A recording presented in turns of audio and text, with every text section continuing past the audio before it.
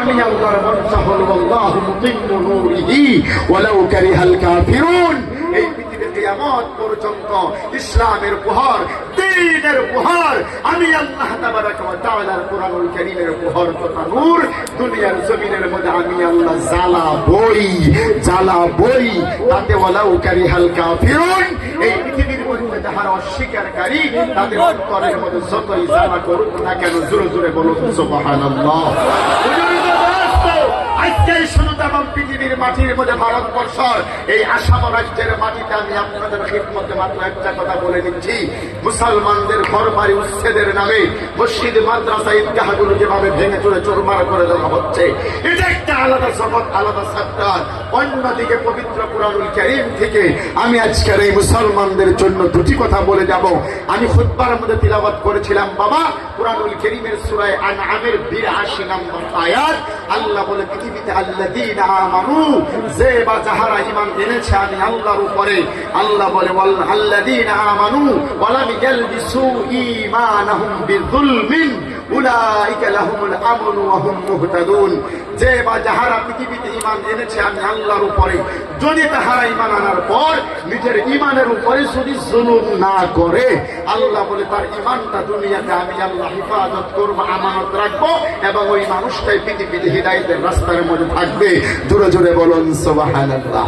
কিন্তু ভাই বুজুর্গ দোস্ত, এখন অনেকে আমাকে বলতে পারেন হুজুর ঈমান তো এনেছি, লা ইলাহা ইল্লাল্লাহ মুহাম্মাদুর রাসূলুল্লাহ পরে ঈমান এনেছি, এই ঈমানের উপরে জুলুম কাকে বলা হয়?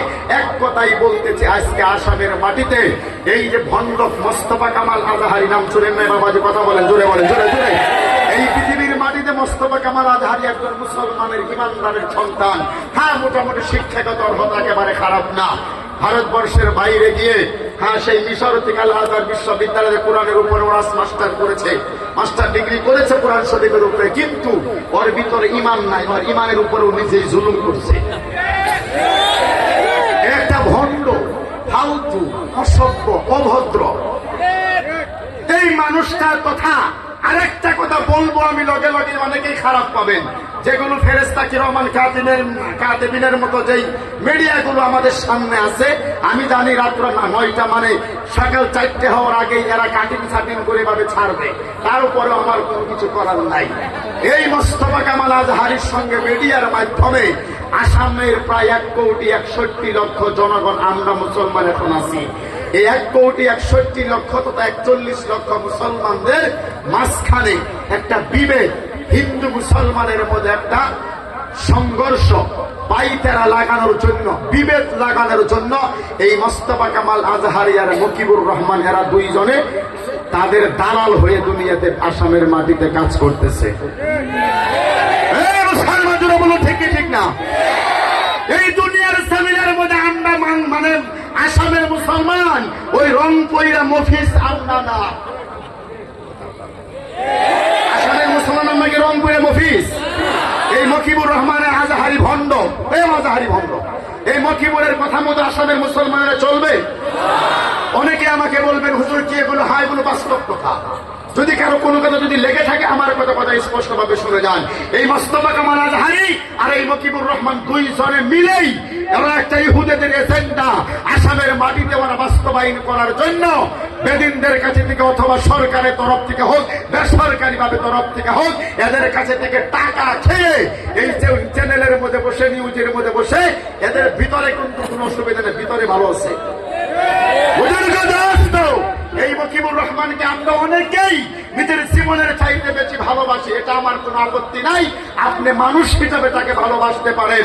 এই নগাঁওয়ের মাটিতে যখন আমি পা রাখি, এই এক একটা কথা বলতে কমসে কম 10 বার করে চিন্তা ভাবনা করে বলি। এই নগাঁওয়ের মাটিতে জালালিয়া মাদ্রাসার মুহাদ্দিস হুজুর, প্রাক্তন মুহাদ্দিস শামসুদ্দিন বিহারী হুজুর আছে না নাই? কদমুনি টাইটেল মাদ্রাসার মুহাদ্দিস করিম হুজুর আছে না নাই? এই কথা বলে আছে না নাই? জোরে কোন? এই নগাঁওয়ের মাটিতে আমির শরীয়ত সাহেব রাহমাতুল্লাহ আলাইহি ছিলেন না নাই? বড়মাই বেটি মাদ্রাসাতে বর্তমান মুহাদ্দিস নাই? কাঠপাড়া মাদ্রাসা খুব দূর এখান থেকে, এই যে কাঠপাড়া রূপই পার হয়ে কাঠপাড়া মাদ্রাসা, এই নগাঁওয়ের এই রূপই সাইটে বড় বড় হযরত উলামা ইকরাম আছে না নাই বাবা? আজ পর্যন্ত কোন একটা আলিমে ওলামা একরাম বসে আছে। আমার বাইনে প্যান্ডেলের মধ্যে মিনিমাম 100 জন আলিম এই মুহূর্তে স্টেজ প্যান্ডেলের মধ্যে আজকে আছে। এই কথা কোন আছে না গো বাবা? আজ পর্যন্ত কোন একটা আলিমে আপনাকে এই কথা বলেছে বলে হাজাও মাজারে যাও? এই মুসলমান বলেছে জলেশ্বর মাজারে মুরগি নিয়ে যাও, ভেড়া বকরি নিয়ে যাও, কুত্তে বিলাই নিয়ে যাও?